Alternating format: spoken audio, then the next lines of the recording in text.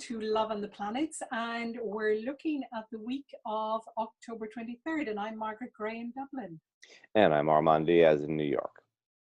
So another interesting week, Armand. We've got big changes. We've got Mars, one of the planets that's associated with relationships, of course, moving into Libra, where Venus is already, which is the sign of relationships. So a very important week for relationships, as well as, of course, the Sun moving into Scorpio, and even more goodies at the end of the week. Shall we start with Mars into Libra? Yeah, more goodies. Well, That was an yeah. Irish way of being sarcastic, yes. Oh. Mars into Libra. Well, Mars is the planet that we associate with drive and sometimes aggression, certainly assertiveness. And it's the planet we associate in terms of relationships. It's so important because it's sexuality and it is also the way we fight. And in Libra, which is Venus's sign, Mars is, well, not the most direct sometimes.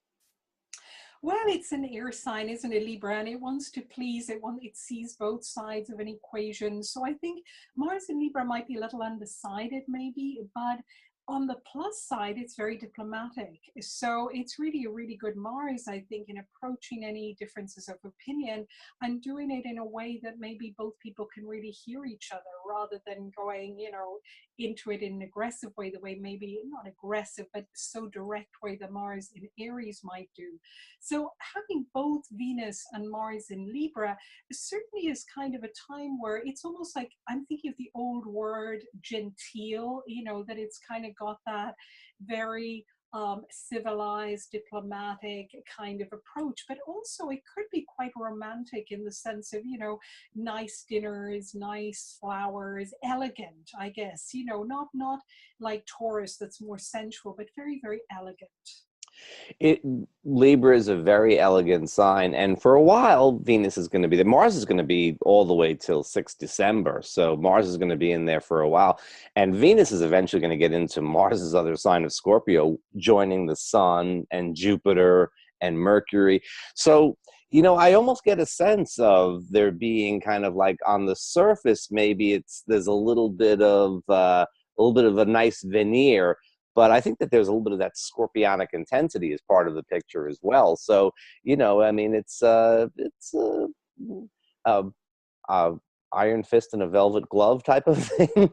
Absolutely, and you're right. There's a lot of scorpionic energy, isn't there? I mean, with the Sun going into Scorpio, as you say, joining Jupiter, that's quite, intense scorpionic energy. So we're really in the realms of passion. We're in the realms of truth. We're in the realms of, I think old truths coming to light, and of course, all the sexual abuse scandals that are coming up from Hollywood are really bringing to the fore issues that have kind of been hidden for many, many, many years that we all know about, and yet they're hidden in terms of, violence to women. So I think it feels like, certainly in personal relationships, issues of truth may come to light.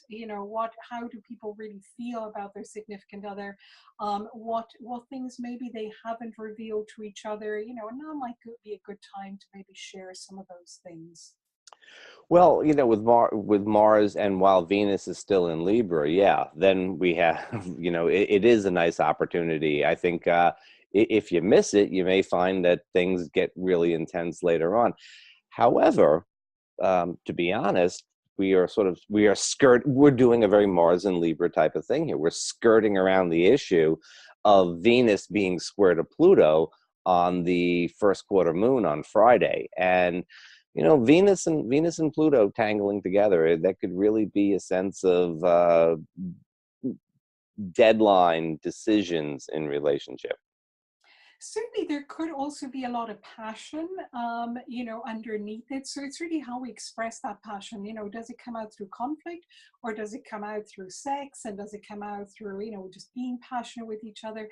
Could be as well. I think with Venus Pluto, sometimes there's a bit of jealousy. It's certainly all about relationships because it's the Venus and Libra.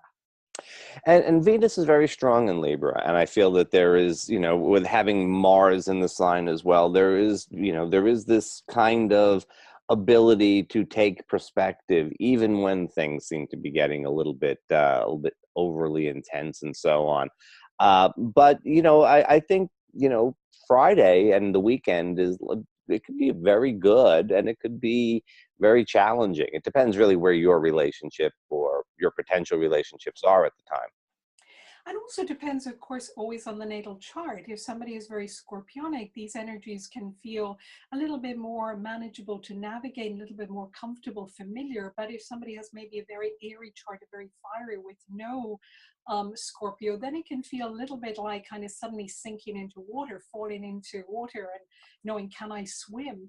And talking about swimming, of course, we didn't mention that also earlier in the week when the sun goes into Scorpio, we've got Venus quincunx Neptune, and we've got Mercury trine Neptune. So there's quite a lot to throw into the mix, a lot of Neptunian energies, which can cause a little bit of confusion. I mean, of course, there can be romance attached to it. So the Venus quincunx Neptune could be romance, although because it's a quincunx, it's not that comfortable. So, I mean, really to look out for, I don't like saying this, but maybe to look out for issues of betrayal or not quite the truth and so on, might be thrown in the mix as well. I think that what happens this week is that we have a great deal of emotionality uh, deep down, and on the surface, maybe we're trying to keep a little bit more of a nice put a nice face on things, and that's where some of our conflicts can come in. Whether or not whether or not the ideal and the reality are on the same page, whether or not what we'd like to have and what we have, whether or not what we feel and what we say are on the same page is really the issue this week.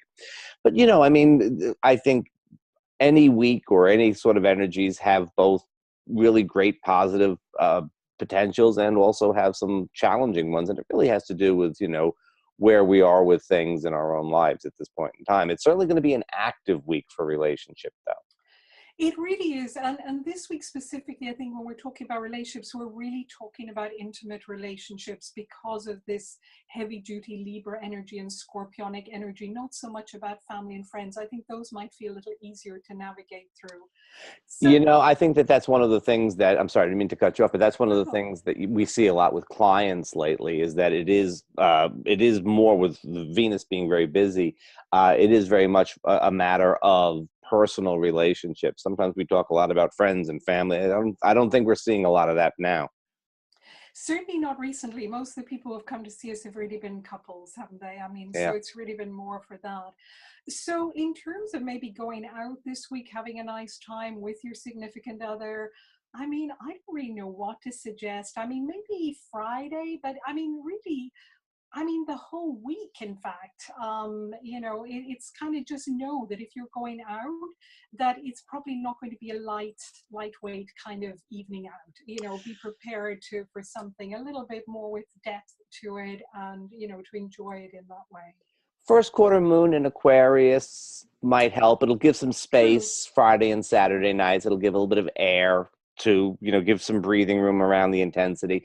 It could be nice, but we'll have to see. Staying home may not be any better. So That's true. That's true. So just go out and enjoy it. And on that note, we will see you next week. See you next week. Bye-bye, Armand. bye-bye, Margaret.